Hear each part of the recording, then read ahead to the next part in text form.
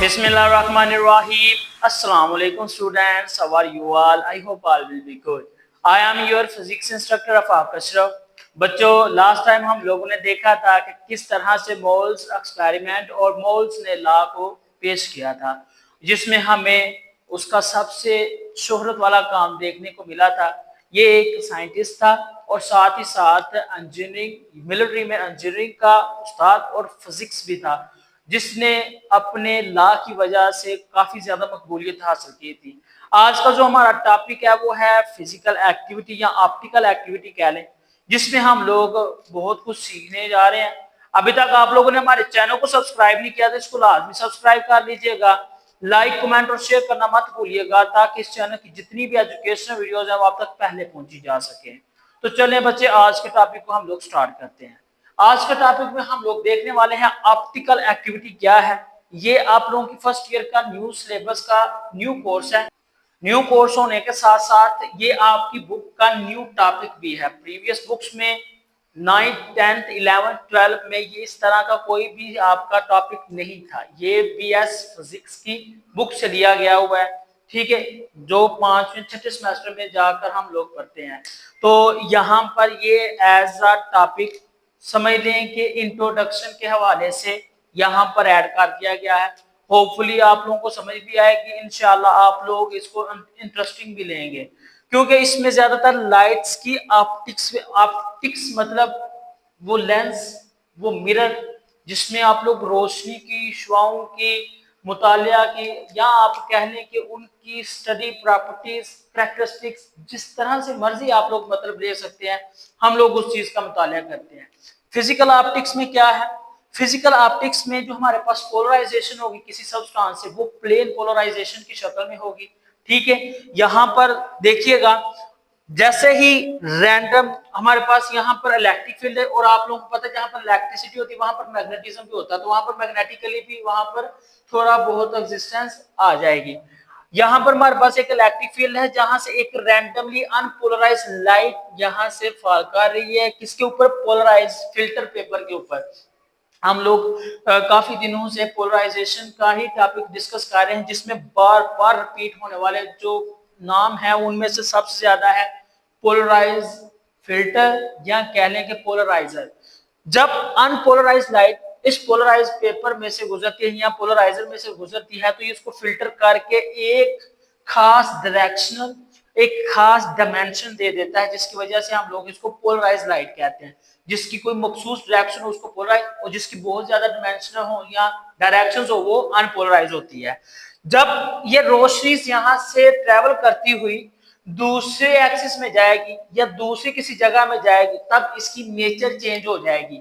या आप लोग ने कल वाले लेक्चर में ये चीज डिस्कस की थी कि जब हम पोलराइजर के बाद कोई न्यू पोलराइजर इस्तेमाल करते हैं, ठीक है, जिसको हम लोगों ने एनालाइजर कहा था, एनालाइजर करते हैं तो Aahista Aahista intensity of light decrease करना शुरू कर देगी, और वो जो decrease in intensity of light होगा वो किस वजह से होगा? मटेरियल को रोटेट करने की वजह से भी होगा, सब्सटेंस की नेचर पर भी डिपेंड करेगा, और ज्यादा से ज्यादा वहां पर जो होने वाला एंगल डेविएशन है उसके ऊपर डिपेंड करेगा। डेफिनेशन इसकी देखते हैं, दो तरह की इसकी डेफिनेशन आप कोई भी यहां से पिक कर सकते हैं। Optical activity is the ability of a substance to rotate the plane of the polarization of the light passing through them। Optical activity किसी मटेरियल की वो खासियत है जो इसमें से गुजरने वाली रेज को, यानी इंसिडेंट रे को, या फिर पोलराइजेबिलिटी एक्सिस से गुजरने वाली रेज के रास्ते को चेंज कर दे, उसको रोटेट कर दे। That will be known as the optical activity. The detection is detected with a polariser और एनालाइजर। ये जो डिटेक्शन होगी ये हम लोग किसी एनालाइजर की मौजूदगी में करेंगे या फिर पोलराइजर की मौजूदगी में करेंगे। ये है इसका मेन थीम और दी होप, ठीक है।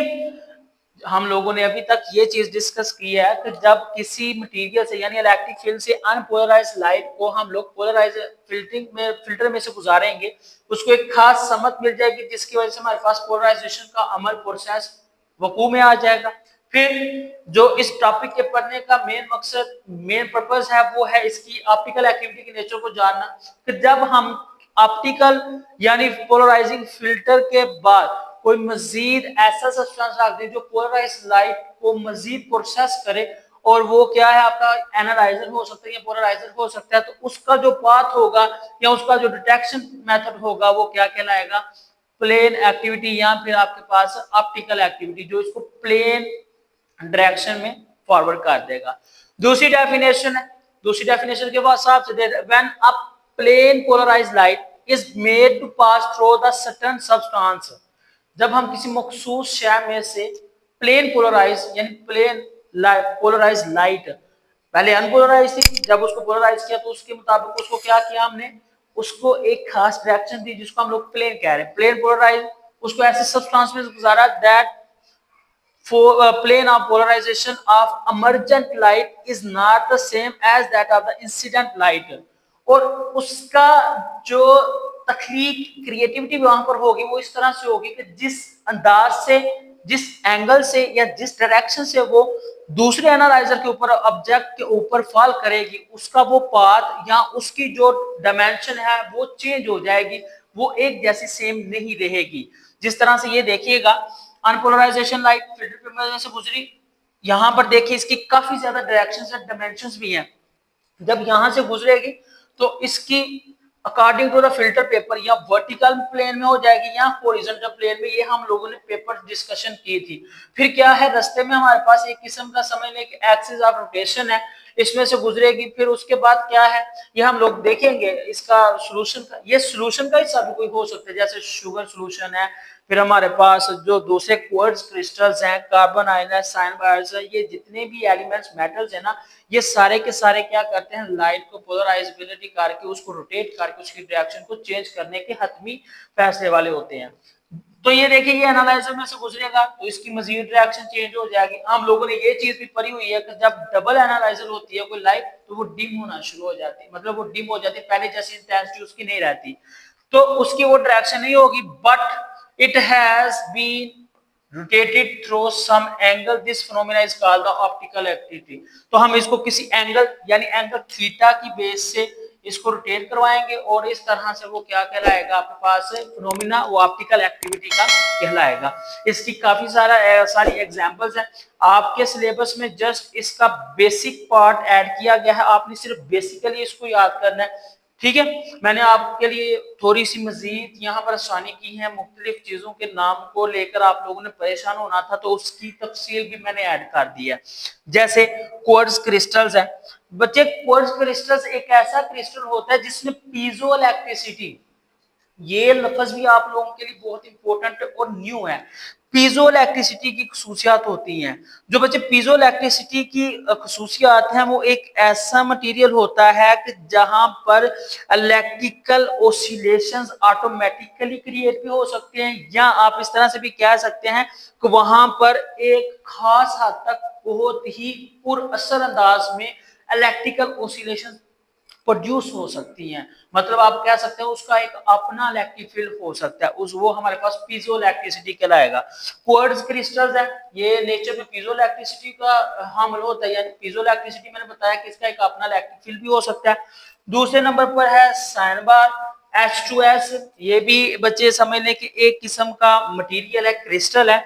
शुगर वाटर, जो शुगर और पानी का आपस में सोल्यूशन होगा उसमें से जो गुजरने वाली लाइट है वो भी बच्चे आपके पास फिर ऑप्टिकल एक्टिविटी को शो करेगी। फिर उसके बाद क्या है, इंसुलिन है, कोल्गिन है। ये जो आपके पास कोल्गिन है ये आप लोग इस तरह से समझ लें कि ये मैकेनिकल सिचुएशन को इलेक्ट्रिकल सिचुएशन में या मैकेनिकल स्ट्रक्चर को मैकेनिकल थिंग्स को स्ट्रक्चरल थिंग्स में प्रोवाइड करने का जिम्मेदार होता है, इसकी ये खासियत है।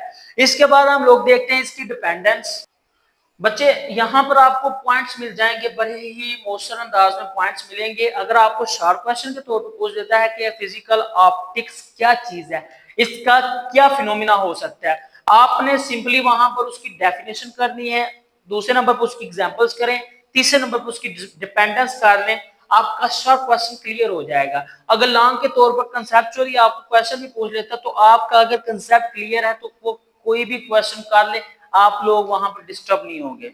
इसकी डिपेंडेंस बच्चे बेसिकली 4 चीजों पर यानी 4 थिंग्स पर होती है, 4 चीजों पर ये डिपेंड करता है। सबसे पहले तो ये सब्सटेंस की टाइप पर डिपेंड करेगा, दूसरे नंबर पर ये सब्सटेंस की कंसंट्रेशन पर, हत्ता के कौन सा वहां पर कंसंट्रेटेड सॉल्यूशन है या मिक्सचर है, ये उसकी नेचर पर डिपेंड करेगा। फिर ये आपके पास उस ऑब्जेक्ट के डिस्टेंस पर डिपेंड करेगा कि वो कितने फासले पर है और कितने मौसर अंदाज से वो वहां पर लाइट को रिफ्लेक्ट कर सकता है या फिर वहां पर उसको डिम कर सकता है। चौथे नंबर पर है इसकी वेवलेंथ ऑफ लाइट्स यानी लैम्डा, ये वेवलेंथ ऑफ लाइट्स पर भी डिपेंड करता है।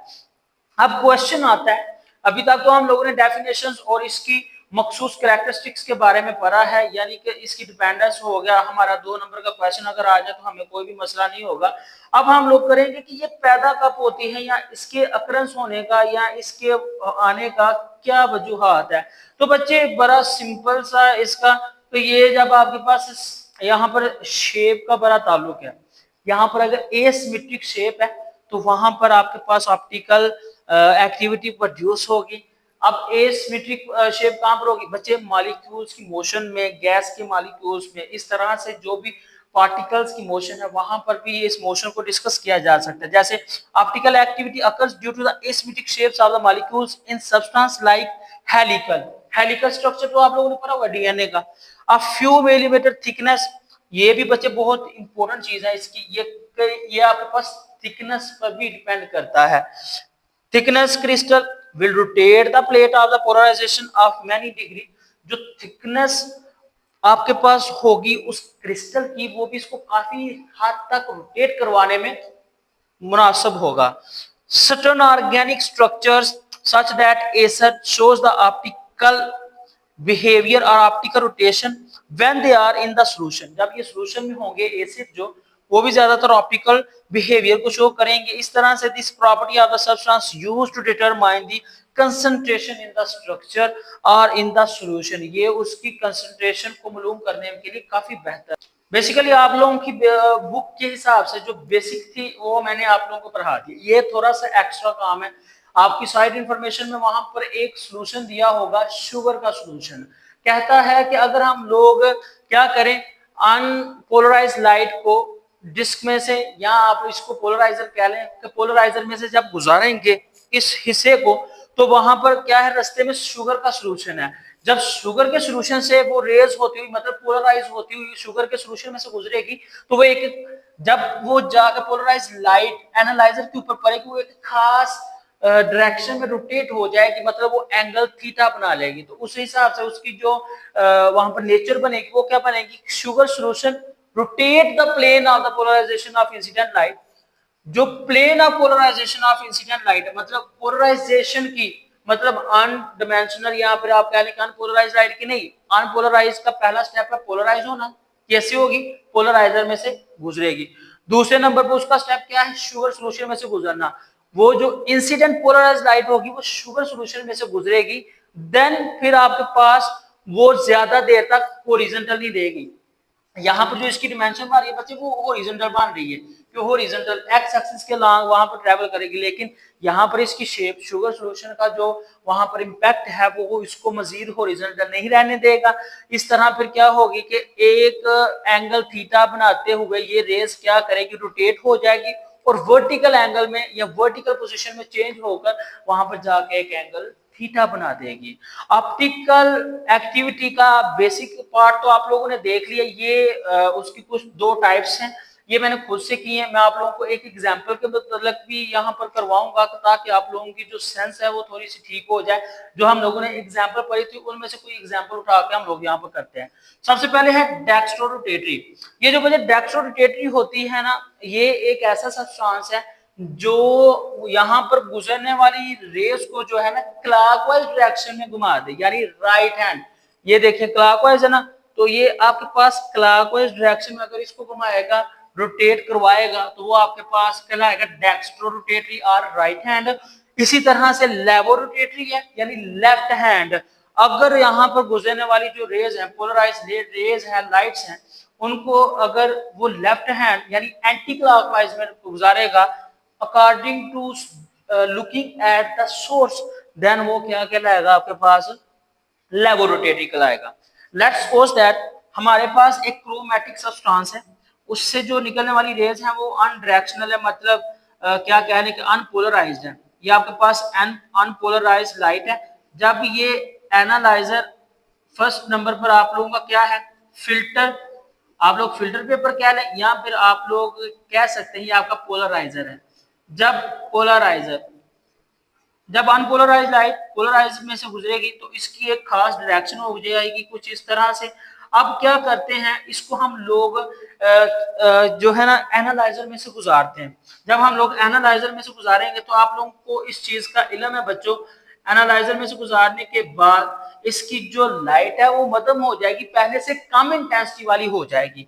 तो जब कम इंटेंसिटी वाली लाइट यहाँ पर गुजरेगी, मतलब यहाँ पर अगर दो थी तो यहाँ पर एक वर्टिकल लाइन बनेगी।